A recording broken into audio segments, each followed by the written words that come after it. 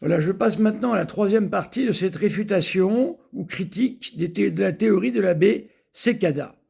Donc nous voyons que le sacerdoce, en fin de compte, est unique. C'est un ordre unique qui comprend 2 degrés ou 2 états.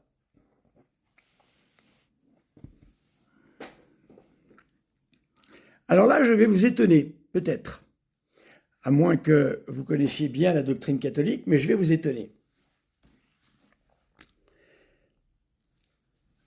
Dans l'Église se pose une question qui est de savoir si la consécration épiscopale est un sacrement ou non.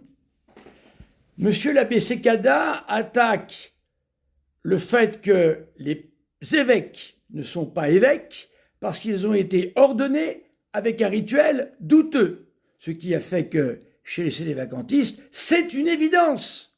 Alors là, ce qui n'était peut-être qu'une hypothèse chez Cécada est devenu une évidence absolue et indiscutable. C'est ça qui est extraordinaire. Ces gens n'ont même pas gardé le minimum de prudence par rapport à cet abbé isolé. Mais étant sédévacantiste, évidemment, écoutons l'oracle. Voilà. Donc, voyez-vous, la question s'est posée dans l'Église et continue de se poser en question d'école, de savoir si la consécration est-elle un sacrement. Eh bien, sachez que les théologiens, et pas des moindres, disent que la consécration épiscopale n'est pas un sacrement. Je vais citer Pierre Lombard, le maître de la Sorbonne du XIIe siècle, qui a professé ses sentences du Lombard, et tous les scolastiques ont étudié ces sentences jusqu'en 1950, dont saint Thomas d'Aquin, dont saint Albert le Grand, etc., etc. Alors Pierre Lombard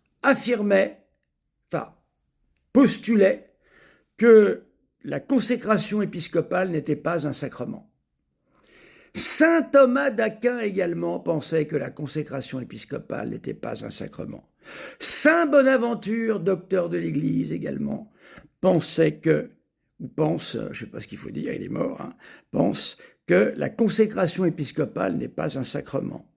Don Scott, l'ennemi permanent de saint Thomas d'Aquin, pensait également que la consécration épiscopale n'est pas un sacrement. Innocent V également pense que, ce pape Innocent V, très connu, pense également que la consécration épiscopale n'est pas un sacrement. Ainsi, le sacerdoce serait, pour ces tenants de cette position, un sacrement et un ordre unique. Mais dans cet unique ordre, donc une seule ordination en fin de compte, et oui, un état plénier, c'est l'épiscopat, et un état restreint, c'est le sacerdoce. C'est pour cette raison que les prêtres ont une étole croisée et que les évêques ont une étole libérée, parce que justement le pouvoir n'est plus restreint chez eux.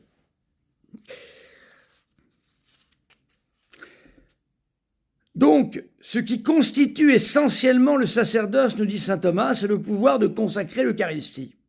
Mais ce pouvoir sacramentel, ce caractère sacerdotal qui fait l'unité de l'ordre, est commun à l'évêque et aux prêtres. Ce qui relativise de beaucoup les travaux de l'abbé Cécada, à savoir, avec sa loupe, de venir voir si cet ordo donné par un pape, évidemment, ce n'est pas un pape pour eux, puisque, selon moi, les sédévacantistes utilisent une philosophie sous-jacente d'ordre cartésienne. Voilà, le doute systématique, tout remettre en doute. Je connais quelqu'un chez eux qui était un néophyte dans l'Église, qui s'est converti, qui n'a pas trouvé à faire dans l'Église catholique. Il est rentré à la fraternité Saint-Pédis, ça n'allait pas non plus. Il est ensuite entré chez les sédévacantistes, et ça ne va toujours pas. Et maintenant, il est athée. C'est quelqu'un que vous connaissez tous. Voilà. Je ne veux pas faire de publicité, donc je ne donne pas son nom. Et ce monsieur est athée maintenant. Parce que entrer dans le sédévacantisme, c'est être sûr qu'un jour ou l'autre, on en ressort athée. d'une manière ou d'une autre.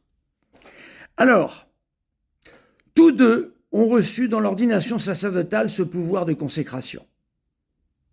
Saint Thomas dit, l'évêque n'a pas un pouvoir supérieur à celui du prêtre.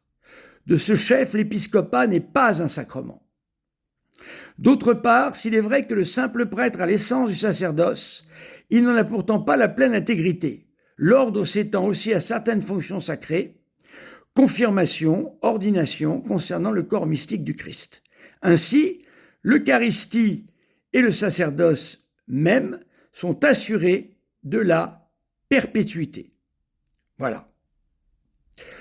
En résumé de ce que nous dit saint Thomas d'Aquin, de ce que nous dit l'Épître aux Hébreux, de ce que nous dit Don Scott, de ce que nous dit le Lombard, de ce que nous dit Innocent V, de ce que nous dit saint Bonaventure, nous pouvons conclure la chose suivante. C'est le résumé de cette vidéo, et j'en ferai une dernière. L'épiscopat considéré en lui-même n'est pas un sacrement adéquatement distinct de la prêtrise. C'est bien plutôt le même et unique sacrement de l'ordre, atteignant dans l'évêque son plein développement. Ce qui, vous l'avez bien compris mes chers amis, rend caduques les recherches de l'abbé Sécada, puisque si selon l'école thomiste, l'épiscopat n'est pas un sacrement, eh bien à ce moment-là, quel point indispensable et nécessaire que de parler de validité ou d'invalidité sur ce qui n'est pas un sacrement. Voilà. En rappelant toutefois que le rituel de Paul VI est un rituel qui ne touche pas à la forme, qui reprend des formes au nom de l'œcuménisme de l'époque, qui reprend une forme orientale, et cette forme orientale a des marqueurs qui nous renvoient à saint Hippolyte. Jamais on n'a parlé ici d'invalidité. Je fais une dernière vidéo, mes amis.